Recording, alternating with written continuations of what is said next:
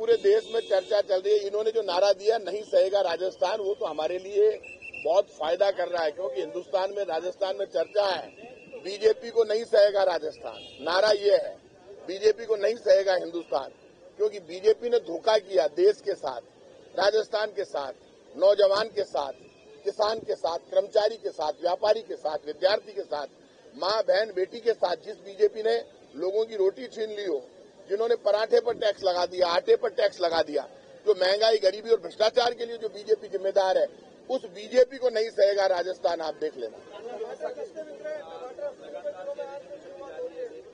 कानून व्यवस्था की स्थिति की बात जो बीजेपी वाले करते हैं, घटना होती है, घटना के बाद तुरंत एक्शन कांग्रेस की सरकार लेती है। अपराधियों को ठोककर बंद करना, जेल की सलाखों में पीछे डालना, उनको सजा करवाना, ये सरकार की जिम्मेदारी, उस पर हम सख्ती से काम कर रहे हैं। देखिए, सांबर और फुलेरा को यदि जिला बनाया जाए तो मुझे तो कोई आपत्ति नहीं है, क्योंकि जिला जयपुर ग्रामीण को बनाने की बात चल रही है। तो जब जयपुर ग्रामीण बन जाएगा तो मुझे लगता है सांबर फुलेरा वाले सहमत हैं। यदि इनको फिर भी कोई बात करनी है तो इनको आपस में बैठकर बात कर लेनी चाहिए। हम तो जिलों के मामले में हमारी कांग्रेस पार्टी का, मुख्यमंत्री का डिसीजन है कि जनता की आवाज को सुनकर फैसला करेंगे, और जनता की आवाज का हम सम्मान करेंगे। फैसला मुख्यमंत्री जी का है। 80 रुपए किलो में जो टमाटर केंद्र सरकार बेचने की बात कर रही है, तो वो तो राज्य सरकार भी बेचने की बात कर रही है। तो हम तो बेचेंगे, लेकिन महंगाई के लिए जिम्मेदार तो केंद्र सरकार है।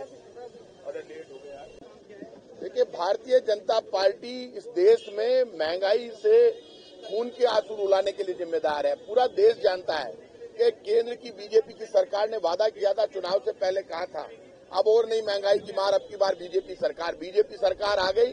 टमाटर में आग लगी हुई है, सब्जियों में आग लगी हुई है, पेट्रोल डीजल में आग लगी हुई है, सिलेंडर आपने 1100 के पार पहुंचा दिए। पैसा जा कहाँ रहा है?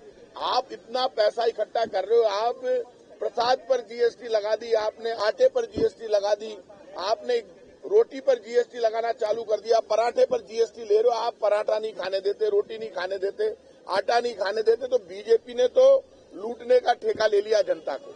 और भारतीय जनता पार्टी जिन मुद्दों को मुद्दा बनाना चाहती है, बीजेपी ये तो बताए, इनके नेशनल लीडर आ रहे हैं, उनको ये तो बताना चाहिए कि उन्होंने देश में, केंद्र सरकार ने इन 9 वर्षों में क्या किया, महंगाई को रोकने के लिए, बेरोजगारी को रोकने के लिए, गरीबी को रोकने के लिए।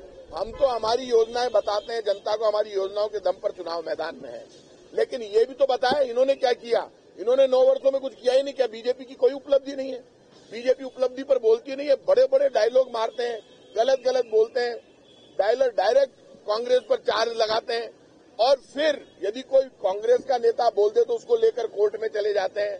मुख्यमंत्री बोले, राहुल गांधी बोले, कोई लीडर बोले, तो आपने जो काम शुरू किया है, अब वो काम दूसरे भी शुरू करेंगे। कर क्या सकते हैं? आप में दम है तो आप सच बोलना शुरू करो, और आप जिस तरह की भाषा का प्रयोग करते हो उसी तरह की भाषा सुनने की ताकत भी रखो आप।